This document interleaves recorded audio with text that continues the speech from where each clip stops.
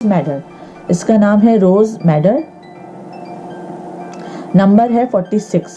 तो इस पे भी आई थिंक नंबर लिखा होगा, मैं देखती हूँ, एक सेकंड, मैं इसका ये पहले स्टिकर उतार लूँ।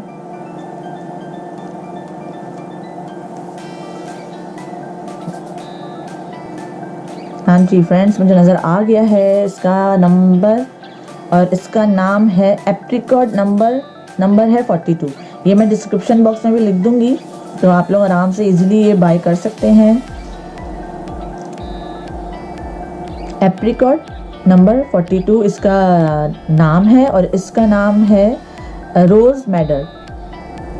ये भी लिपस्टिक के साथ, लिपस्टिक के तौर पे तो नहीं, ये बहुत मैट होती हैं, तो फिर लिपस्टिक, ये वाली लिपस्टिक लगाओ तो क्रैक्स आ जाते हैं लिप्स में, तो ये हम एज अ आउटलाइन यूज़ कर सकते हैं। और कोई भी अच्छा सा पिंक, लाइट पिंक शेड हम अंदर दे देंगे तो बहुत अच्छा टेक्सचर आ जाएगा लिपस्टिक का।